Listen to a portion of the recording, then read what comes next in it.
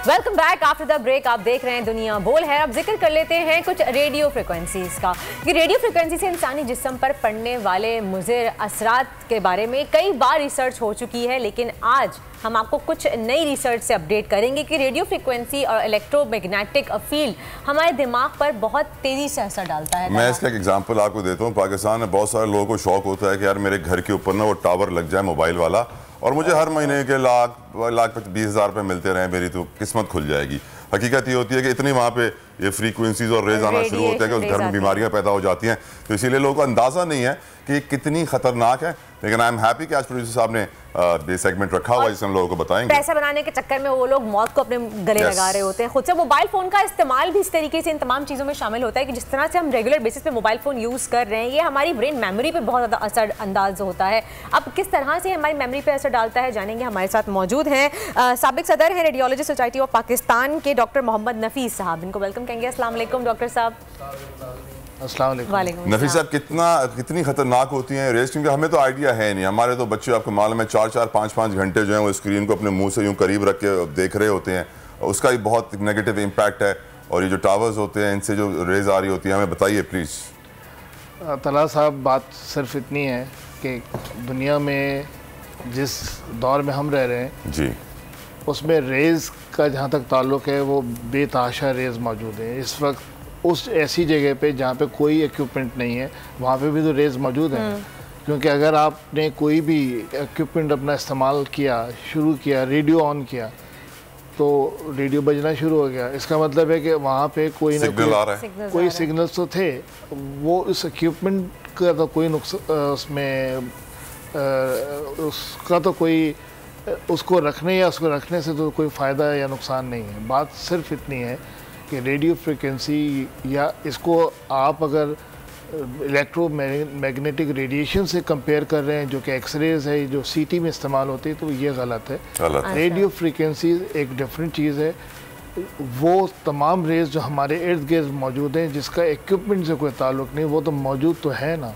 लेकिन ये जो मोबाइल वाला रे है, ये जो मोबाइल फ़ोन वाली रे है, ये मोबाइल फ़ोन अपनी तो रेज पैदा नहीं कर रहा, सैटेलाइट से ये तो रेज हमारे सर्कल में मौजूद है। अगर फ़र्ज़ करें आपने इसमें से सिम निकाल दी तो क्या इसमें से रेज ख़त्म हो जाएंगी?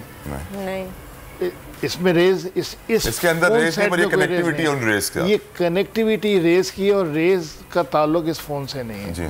हाँ, हर चीज़ का जो नतीजा है वो उसका इस्तेमाल तय करता। आप क्या, फॉर एग्ज़ाम्पल, रोटी खाना इंसानी सेहत के लिए ज़रूरी है। अनाज की रोटी खाना इंसान की सेहत के लिए ज़रूरी है।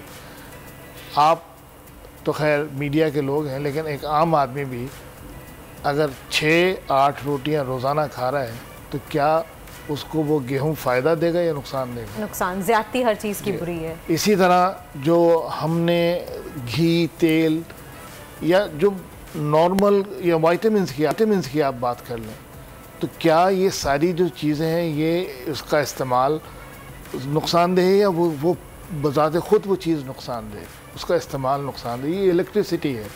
आप वही कहना चाह रहे हैं सर कि छुरी से खाना भी बनता है, जान भी ली जा सकती है। लेकिन मुझे ये बताइए, जो लेटेस्ट रिसर्च का जिक्र हमारी न्यूज़ में भी हुआ कि मेमोरी सेल्स मुतासर हो रहे हैं, मेमोराइज करने की कैपेसिटी मुतासर हो रही है। Is that true? नहीं, मेमोरी सेल का ताल्लुक इस बात से नहीं है कि फ़ोन से। तो बात यह है कि आपकी आदत ये हो गई है कि आपको माफ़ कीजिएगा, आपको अपने भाई का फ़ोन नंबर याद नहीं है, आप डिपेंडेंट हैं इस फ़ोन पे। लेकिन डॉक्टर साहब माज़रत, यहाँ पे मैं इंटरप्ट करना चाहूँगी कि जैसे जो रिसर्च साबित होता है कि कंटिन्यू अगर हम 10 मिनट तक या 15 मिनट तक फ़ोन से हम बात करते हैं तो उससे जो रेज़ निकलती हैं वो हमारे ब्रेन को इफ़ेक्ट करती हैं किसी न किसी तरीके से। देखिए, मैंने जैसे शुरू में गुजारिश की, बात सिर्फ इतनी है कि कोई भी चीज़ का इस्तेमाल, गैर ज़रूरी इस्तेमाल और ज़रूरत से ज़्यादा इस्तेमाल उस चीज़ के फ़ायदे को नुकसान में बदल देता है। लेकिन डॉक्टर साहब, मोबाइल तो हमारी ज़रूरत बन गया है ना। आपने किसी को भी फ़ोन करना है, मोबाइल फ़ोन का इस्तेमाल करना है। बच्चों के स्कूल का होमवर्क चेक करना है तो आपने मोबाइल का इस्तेमाल करना है। बच्चों का होमवर्क सबमिट करवाना है तो आपने मोबाइल स्क्रीन का इस्तेमाल करना है। तो ये तो एक हमारी मजबूरी बन गया है। मजबूरी हमने बनाया ना, मजबूरी। फ़ोन ने कुछ नहीं किया, हमने इसको अपनी मजबूरी बनाया।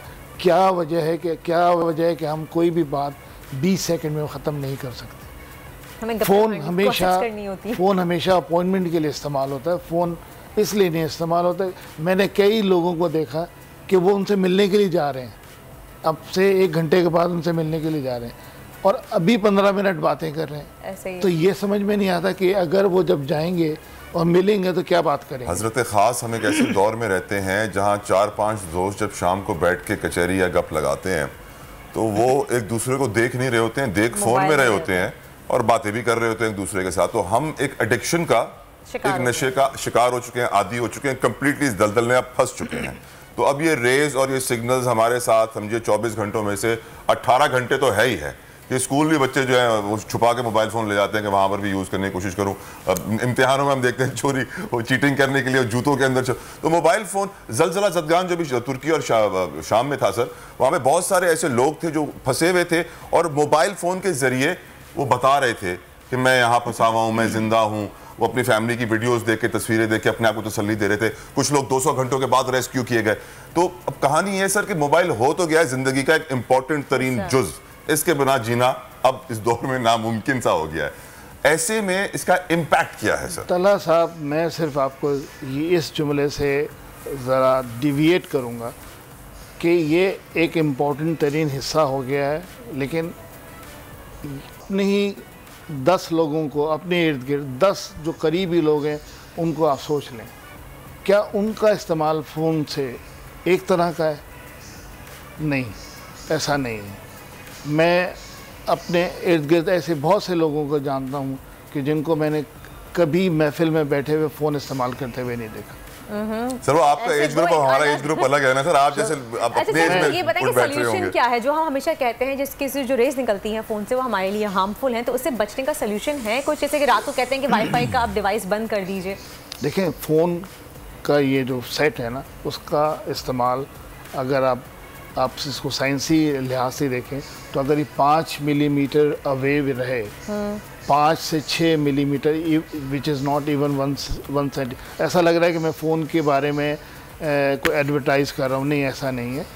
बात सिर्फ इतनी है कि मैं वो बात करने की कोशिश कर रहा हूँ कि किसी चीज़ का इस्तेमाल अगर ख़राब है तो उसकी जो ड्यूरेशन है वो अगर ख़राब है तो हमें उसकी ड्यूरेशन को कम से कम करना चाहिए, बजाय इसके कि हम ये कहें। फॉर एग्ज़ाम्पल, ये तो फ़ोन है, आज सारी दुनिया बहुत जगह गुफ्तगू ये हो रही थी, ये टीवी ने घरों को तबाह बर्बाद कर स्क्रीन्स क्यों नहीं, उसमें जो कुछ सुनाया जा रहा है कंटेंट।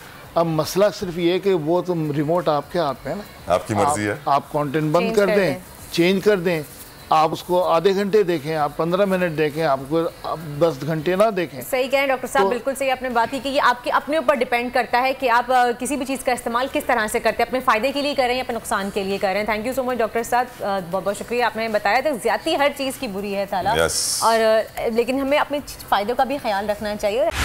बोल उड़ाएगा सबका होश, भूल जाएंगे सब अपना जोश। देखिए पाकिस्तान की सबसे बड़ी PSL ट्रांसमिशन सकलैन मुश्ताक, रमीज राजा, सुहेब अलवी, जमील फारूकी और फहीम खान के साथ खेल का जुनून रोजाना रात 11 बजे सिर्फ बोल न्यूज पर।